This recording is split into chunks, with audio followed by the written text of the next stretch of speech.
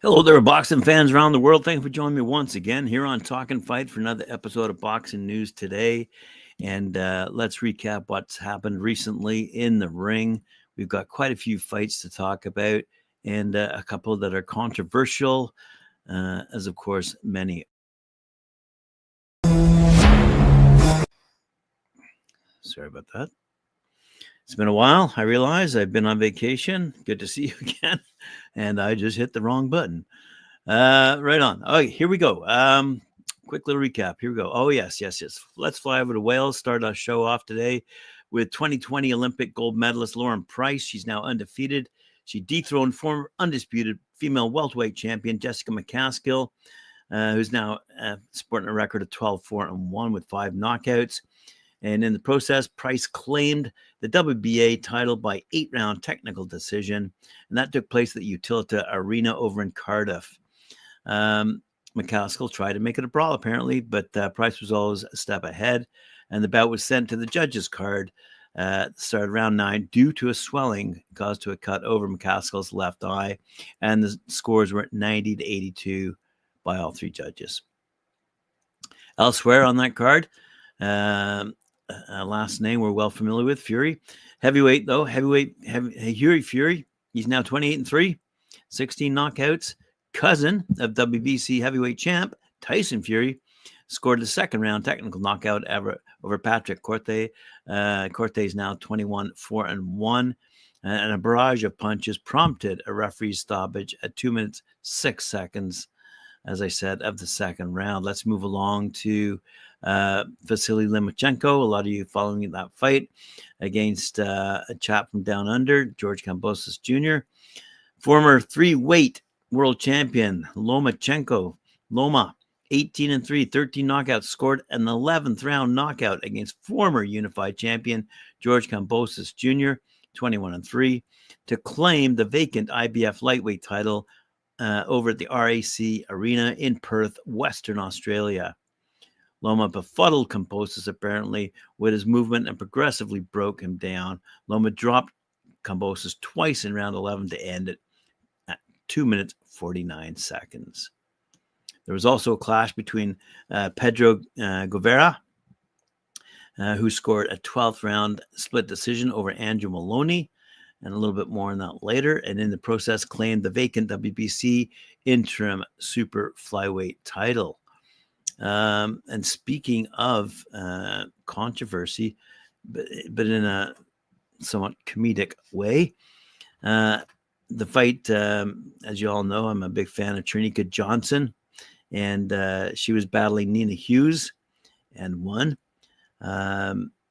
Previously unbeaten WBA female bantamweight champ Nina Hughes, by the way. Anyway, it was a 10-round majority decision, and Hughes was originally declared the winner by the ring announcer, Lieutenant Dan Hennessy. However, the score was announced again moments later, with Johnson winning, and her hands raised in proper fashion with the scores of 95-95, 96-94, 98-92. Also on that card, we saw Jaime Ohio, a technical knockout victory over Lucas Brown in the heavyweight division. Another heavyweight division victory for Joseph Goodall, who fought Viega Opelu. And in the light heavyweight division, opening up the card, Iman Katiev knocked out in round number 6 Ricard Bolotniks, a name we used to speak of quite. I haven't heard that guy in a while. Anyway, he lost to Iman Katiev.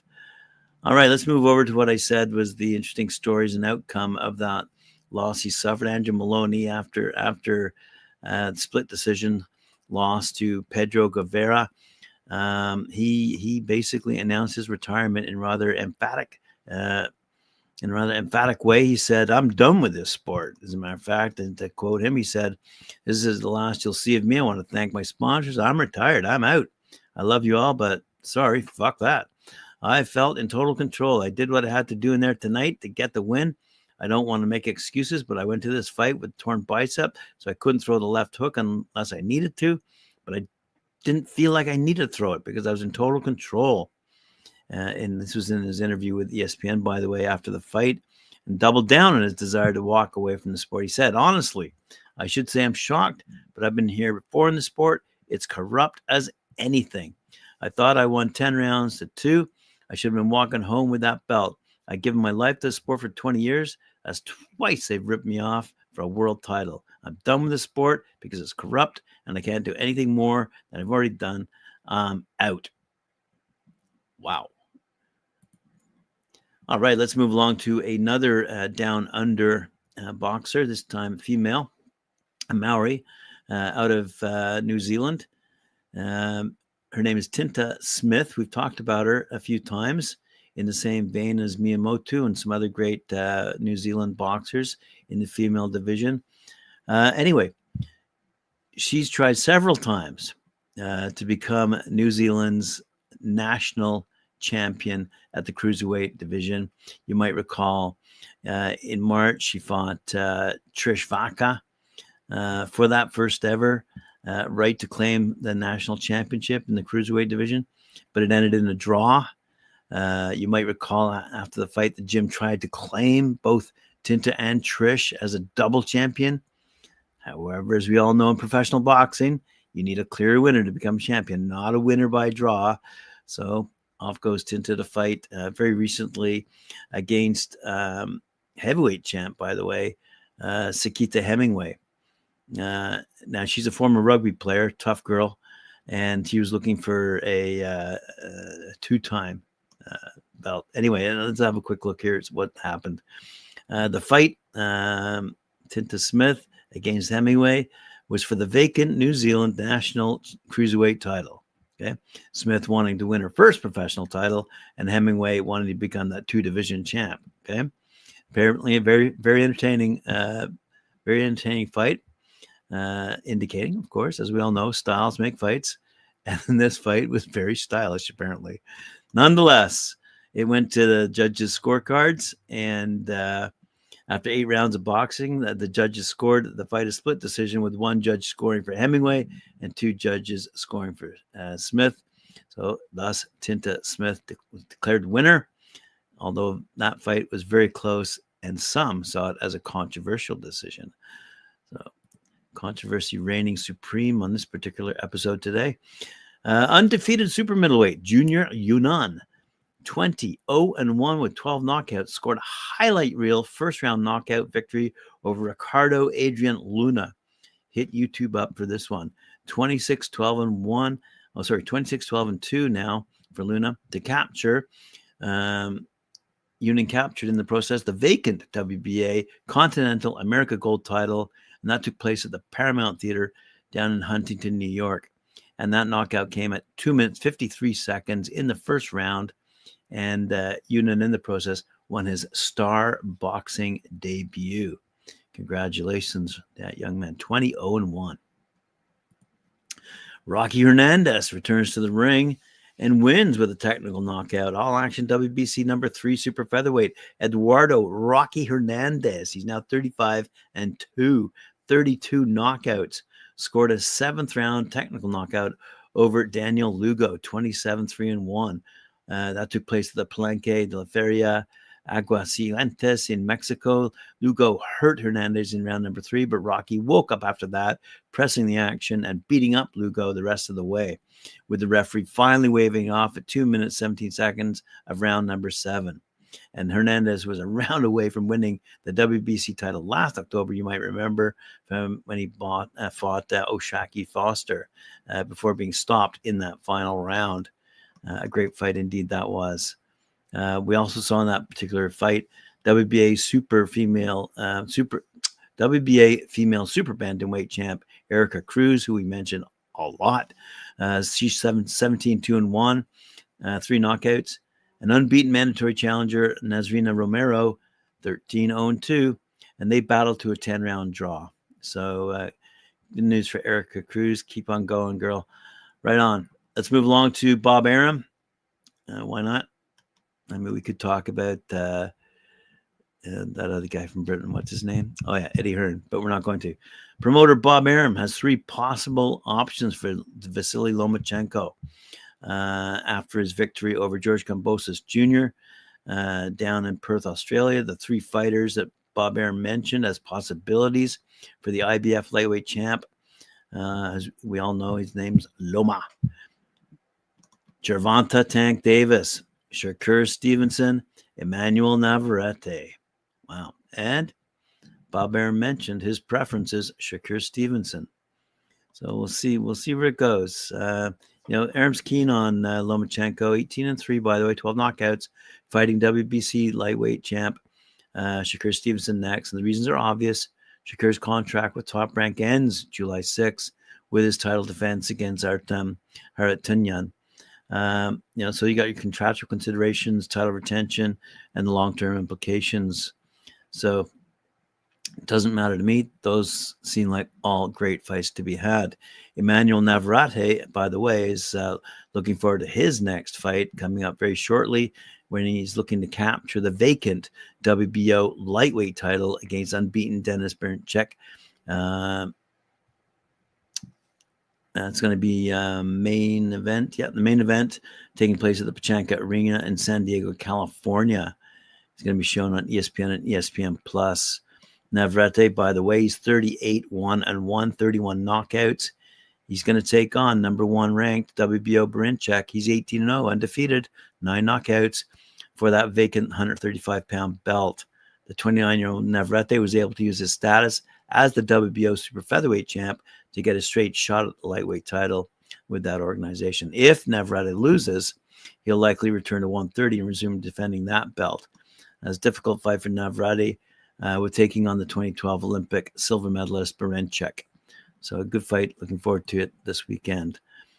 Speaking of great fighters and great fights, let's talk about that great Canadian fighter, Lennox Lewis, who won a gold medal for Canada back in the Olympics, then moved back to his birthplace, Britain, where he went on to a fantastic professional career, becoming an undisputed heavyweight champ. And, as we all know, and we all talk about it, that 25-year reign is about to end when Tyson Fury meets Alexander Usyk in the ring coming up in Saudi Arabia shortly. And the winner of that particular fight will be undisputed. Anyway, Lennox Lewis, he was the last undisputed heavyweight champ after he beat Evander Holyfield in 1999. Wow. Hard to believe it's that long ago, but that when I mention that year, it just doesn't seem that long ago. 1999, I remember it well. It's certainly true. If one applies the dictionary definition to undisputed, nobody disputed Lewis was the best.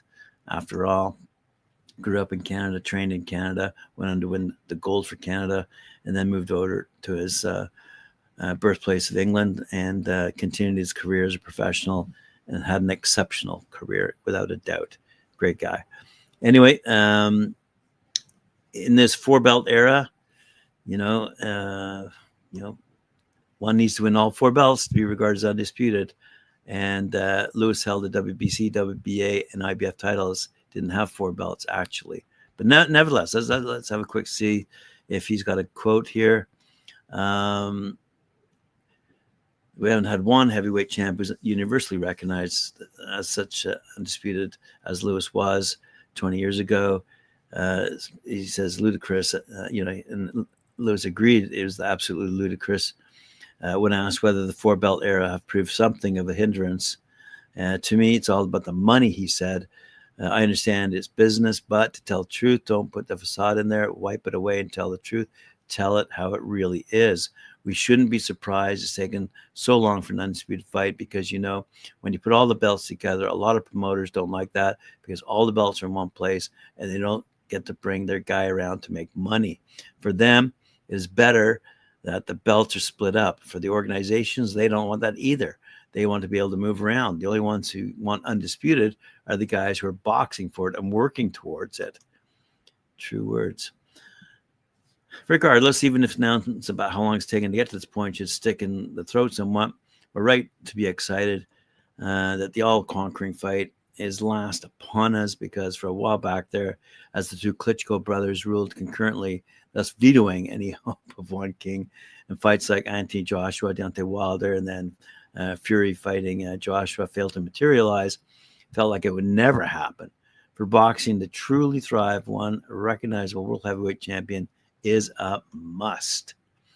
They often call the heavyweight division the glamour division, and this is in fact a reality. It does attract the big money, and the Saudi Arabian kingdom is certainly throwing a lot of money at these guys to fight it out, and there's a great undercard to be had as well. Anyway, Lennox Lewis continues. I think everyone wants to be number one, and we've had a bunch of guys try to be number one. Now we have two undefeated guys, and they have to face each other. When you box, there can only be one champion, as I pointed out earlier, and we will see who is the champion. So he had something else to say too. Let me just say, this is all on boxingscene.com. My good friends over there writing about Lennox Lewis and what his thoughts are on the unbeaten status. Ultimately, though it stung at the time, the criticism made him stronger, as did the addition of legendary trainer and then HBO analyst Emmanuel Stewart. Is very frustrating, said Lewis. Very frustrating, really frustrating. When recalling back his earlier failure to impress the HBO pundits. When I learned from that was a lot of commentators were like, he's not jabbing enough, he doesn't have the killer instinct. But all of it changed when I got Emmanuel Stewart in my corner. All the HBO commentators started saying, oh, he's doing well, his jab is good. Manny and the commentators would talk and ask, what do you think of his jab? It's not working. And Manny would say, don't worry, it's coming. I aim to do that in each fight. Improve. Even George Foreman helped me do that. I'm listening to everyone, he said. He said he should step into his jab. And I listened to him. I went back in the gym and started practicing it. I wanted to improve my jab. I wanted them to say, this guy's got a great jab, and not, he doesn't throw his jab enough. Anyway, so, everyone has their challenges with both the criticism they receive from outside the ring. But nonetheless, they step into the ring alone to fight on their own, bravely, after having trained for so many months, so many years to get to that level. Let's appreciate that fact. There aren't many people who can say it's a team sport, although, quite frankly, the richest of the rich will be able to hire a team to support them. However, when you're starting out, you're pretty well on your own, as we all know. Anyway, Lennox Lewis concluded, I've been the undisputed champion for 25 years. Now I challenge the new heavyweight champion to hold the title for the length of time that I did. That's one heck of a challenge. He's looking into the future. Let's conclude the show with a bit of sad news. Indeed. Oh, boy. So a young boxer out of Britain, Sharif Lawal, died in hospital after collapsing in the ring, making his debut in the ring, I might add. He was a member of the St. Pancras Amateur Boxing Club in the UK, and tributes have certainly been pouring in for the past few days. Sad news for sure. No news on what actually caused him to collapse and eventually die. Might have had something to do with his heart, because I understand they were doing some CPR, it looks, in the ring. Nonetheless, sad news out of the UK, sad news for boxing. Yet another fighter has died, giving his all for the sport of boxing. Keep that in mind. Thank you very much for joining me here on Talkin Fight. I appreciate it very much. Remember to like, share, subscribe, hit that notification bell for me, and we'll see you later on. And now I'll hit the right button and end the show. See you again. Oh, tomorrow I got a special guest joining me, a sports psychologist who's written a great book. And although it's about team sports in general, he has worked with individual athletes such as boxers and UFC fighters. I'll be happy to introduce him tomorrow when he comes on the show and joins me and provides his insight into the mindset of a fighter when he and she enters the ring. See you tomorrow.